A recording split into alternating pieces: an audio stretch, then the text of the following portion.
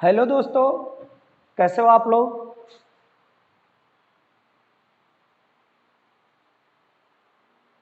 आज का जो मेरा वीडियो है वो प्रकाश के पार्ट 3 का वीडियो है, जिसमें हमने आपको पिछले वीडियो में बताया था कि इमेज क्या होता है, वो कितने प्रकार का होता है, कहाँ कैसा इमेज बनेगा।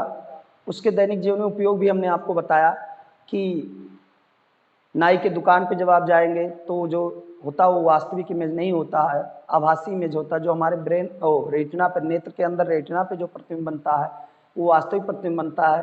लेकिन प्रकाश सिराएँ जो होती हैं वो प्रतिबिंब का संदेश हमें उल्टा ले जाती हैं। ये एक पॉइंट आपका ये क्लियर हो गया कि रेटिना पे बनने वाले प्रतिबिंब जो होते हैं वो कैसे होते हैं।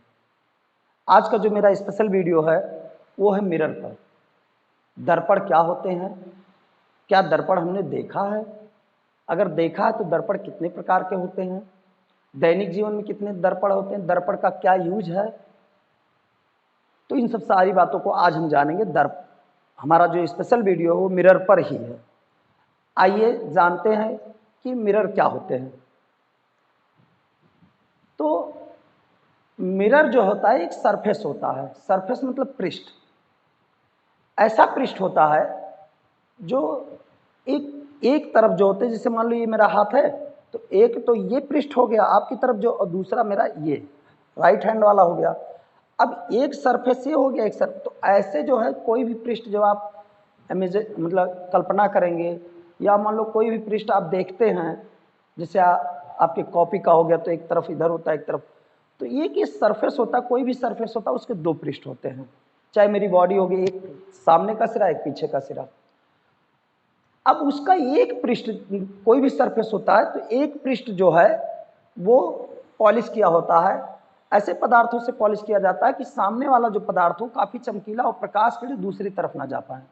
जैसे लेड ऑक्साइड के नाम से, चांदी का कर दीजिए। तो ये सब ऐसे पदार्थ हैं जो प्रकाश किरणों को रिफ्लेक्ट करने की क्षमता इनमें ज्यादा होती है और प्रकाश किरणों को दूसरी तरफ नहीं जाने देंगे। तो मिरर जो होता है, यहाँ हम तीन टाइप्स के मिरर के बारे में जानेंगे।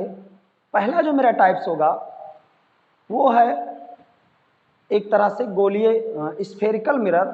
दूसरा जो मेरा है स्पेशल, जिसका दैनिक जीवन में काफ़ी उपयोग है, प्लेन मिरर। स्फेरिकल मिरर जो होता है वो गोलीय दर्पण के नाम से जाना जाता है। और गोलीय दर्पण जो होता है वो दो टाइप्स के होते हैं। एक होता है उत्तल दर्पण और दूसरा होता है अवतल दर्पण। और समतल दर्पण जो है, प्लेन मिरर जो होता है, वो एक ही टाइप का होता है। यहाँ जो है आपको उत्तल दर्पण का सिंबल भी दिखाया गया है और अवतल दर्पण का भी सिंबल दिखाया गया है।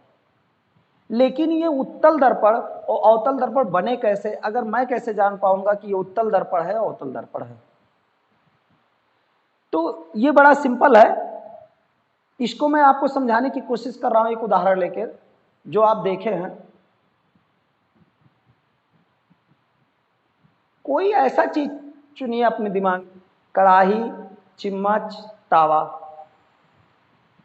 ये कहीं ना कहीं अगर देखा जाए तो ये बड़े से खोखले गोले, खोखले गोले मतलब जो प्लास्टिक के खोखला बॉल होता है, या आप देख सकते हैं गरी का गोला जो होता है, जब छिलका निकाल दिया जाता है कच्चे गरी का गोला तो उसमें ऐसे गहरा सा भाग मिलता है।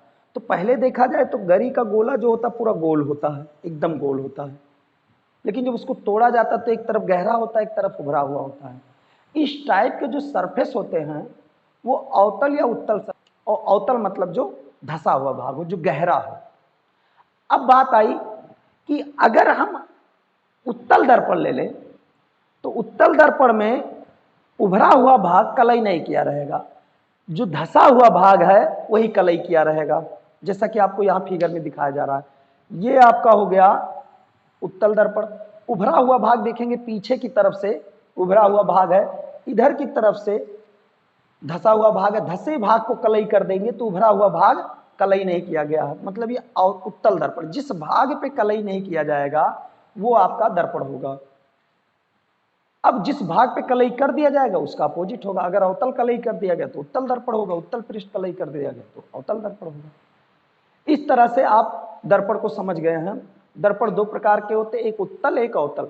जो गोलीय दर्पण होता है रियल में एक पहले खोखला गोला होता है, उसको काट कर ही बनाया जाता है।